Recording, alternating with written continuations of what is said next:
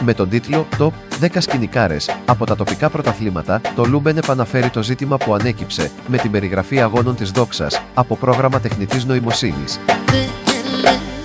Όλα ξεκίνησαν τον Φεβρουάριο του 2024, όταν εμφανίστηκε το βίντεο από τη νίκη επί του Αστέρα Βλοχού και συνεχίστηκε με την εξώδικο καταγγελία του Ambelos.eu. Ας δούμε το σχετικό απόσπασμα. Φιλαράκια μου, καλησπέρα. Καλή Super League. Καλή. Καλό και το Conference League. Καλό. Ακόμα καλύτερο το Champions League. Καλύτερο. Αλλά σαν τα τοπικά δεν έχει. Θέση 6 και μεταφερόμαστε σε γνώριμα εδάφη στην Καρδίτσα, όπου βρέθηκε τελικά η λύση για σπικάρισμα αγώνα. Τι εννοώ, ανέθεσαν τις περιγραφές στα κομπιούτερς και τις μηχανές μέσω AI. Άλλο γι' αυτό.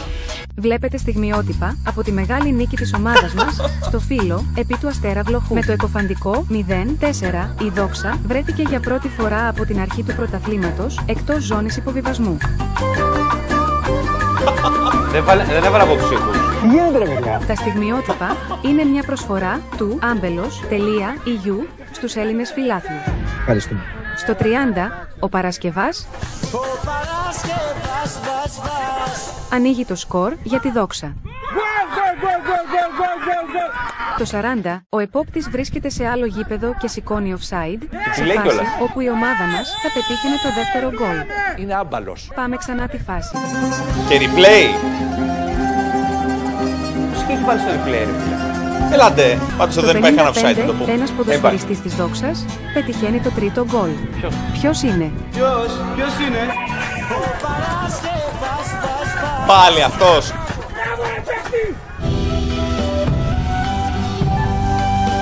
Εντάξει, άλλο επίπεδο. Άλλο επίπεδο. Έχουμε ξεφύγει. Epic. Στο 65, το σουτ του Καρανάσιου χτυπάει στο δοκάρι, ενώ στο 70, ο Λάζος με θαυμάσιο εντυπωσιακό σουτ εκτός περιοχής πετυχαίνει το τέταρτο γκολ για την ομάδα μας, το οποίο θα το προβάλλουμε σε νέο βίντεο από την δεύτερη κάμερα με την οποία καλύφθηκε ο αγώνας. Δεν μπορούν να ενώσουν δύο βίντεο μεταξύ τους.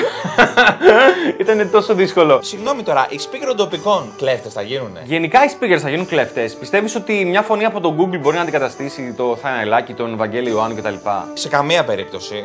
Είναι μια unfair κίνηση αυτή. Unfair κίνηση. Ποια ομάδα είναι? Δόξα Αμπέλου. Φέρθηκε unfair εδώ. Ναι, γιατί είναι μια θέση εργασίας που τη δίνεται σε μια μηχανή. Αυτό δεν θα περάσει. Red flag. Άκου λοιπόν να δεις τι έγινε με αυτό το βίντεο. Βγαίνει το Λούμπεν και ο κάθε τυχαίος Μπιλ Μπακάλης. Ποιος είναι αυτός ο κύριος? Και λέει, ξέρω εγώ, πρώτη μετάδοση με φωνή Google και τέτοια κτλ. Και πάνε από την Άμπελο και μας κάνουν εξώδικο, φίλε. Γιατί δεν είναι η φωνή της Google. Βάλε. Το Ambelos.eu καταγγέλει το κανάλι Λούμπεν. Με την παρούσα καταγγελία καλούμε τη συντακτική ομάδα του Λούμπεν, όπως 1. Αποκαταστήσει την αλήθεια περί δίθεν συνεργασίας μας με την Τζιούπρα από την Google. 2. Παρευρεθεί νόμιμος εκπρόσωπος του ομίλου Λούμπεν στην επικείμενη μπουζουκλερή εκδήλωση της ομάδας μας στην Άμπελο, όπου θα υποβληθεί σε 3 μετάνοιες ενώπιον των χιλιάδων φιλάθλων της ομάδος μας. Θα τους λιώσω. Καλά, θα σας δείξω εγώ. Θα δείτε τι θα πάθετε. Θα τους λιώσω. Η προσθήκη με τον Άδωνη θα τους λιώσω με έκανε να τους αγαπήσω τόσο πολύ. Γιατί είναι πολύ inside λουμπενικό reaction, έτσι. Φαίνεται να είναι γνώστες. Φαίνεται να είναι fans. Έβγε. Τους αγαπάω. Δεν μπόρεσα να είμαι 25 Δευτέρου εκεί πέρα να κάνω όχι 13 μετάνοιες. Με την πρώτη ευκαιρία θα είμαι κοντά σας όμως. Και προφανώς ζητάμε συγγνώμη σαν Λούμπεν γιατί δεν σεβόμαστε τίποτα και παραπληροφορήσαμε ότι ήταν φωνή της Google. Ήτανε της Alexa. Προχωράμε.